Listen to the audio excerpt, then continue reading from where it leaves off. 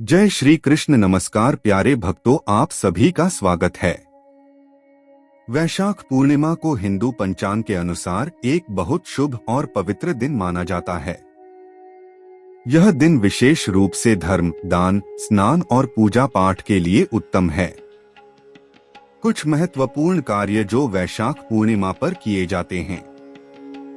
पवित्र नदी में स्नान करते हैं। गंगा, यमुना या किसी भी पवित्र नदी में स्नान करने से पापों का नाश और पुण्य की प्राप्ति होती है।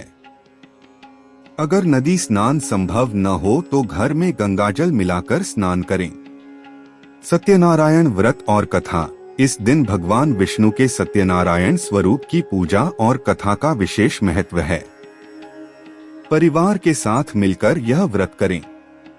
दान पुण्य विशेष महत्व होता है। अन्न, वस्त्र, जल से भरे घड़े, चंदन, छाता, जूते, चप्पल, पंखा आदि गर्मी से राहत देने वाली वस्तुएं ब्राह्मणों और जरूरतमंदों को दान करना बहुत शुभ माना जाता है। ध्यान और जप करें। इस दिन विशेष रूप से नमो भगवते वासुदेवाय या नमः शिवाय का जप करना फलदायक रहता है।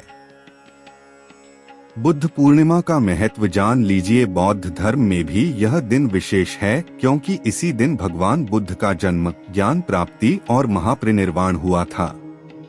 अतः बुद्ध की पूजा, धम्म ग्रंथों का पाठ और करुणाद्या का अभ्यास भी इस दिन किया जाता है।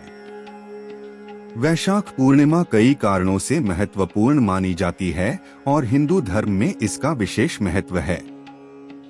यह दिन भगवान विष्णु के पूजन और सत्यनारायण व्रत के लिए विशेष माना जाता है।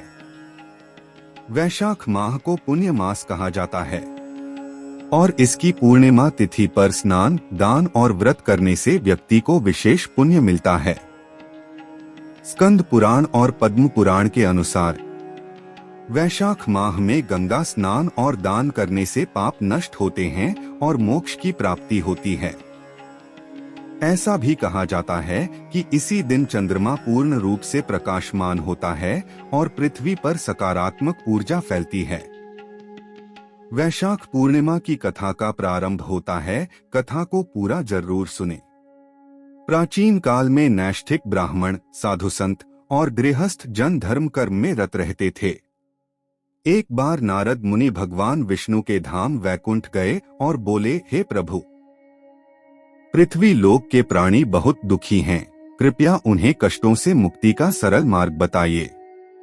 भगवान विष्णु बोले, हे नारद, कलयुग में जो मनुष्य वैशाख मास की पूर्णिमा के दिन श्रद्धा और भक्ति से सत्यनारायण व्रत करेगा, वह समस्त कष्टों से मुक्त होगा और उसे सुख, समृद्धि और मोक्ष की प्राप्ति होगी। फिर भगवान ने कथा सुनाई। एक समय सुदामा नामक गरीब ब्राह्मण बड़ी कठिनाई से जीवन यापन कर रहा था।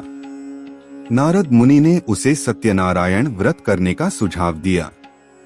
ब्राह्मण ने श्रद्धा से व्रत किया, कथा सुनी और प्रसाद बांटा। थोड़े ही समय में उसके जीवन में सुख, शांति और धन की वृद्धि हुई। उसी नगर का राजा चंद्रकेतु जब व्रत का महात्म्य सुनकर इसे करने लगा तो उसके राज्य में भी सुख समृद्धि लौट आई। कथा में आगे व्यापारी, नाविक और अन्य पात्र भी आते हैं जिन्हें सत्यनारायण व्रत से सुख, समृद्धि और संतान सुख मिला। कथा का मुख्य संदेश यही है कि सच्चे मन से व्रत और कथा करने पर समस्त मनोकामनाएं पूर्ण होती हैं और जीवन में शांति आती है। वैशाख पूर्णिमा पर यह कथा सुनने सुनाने से परिवार में सुख शांति आती है। कथा के बाद सत्यनारायण भगवान का प्रसाद, हलवा, पंचामृत, फल सबको बांटा जाता है।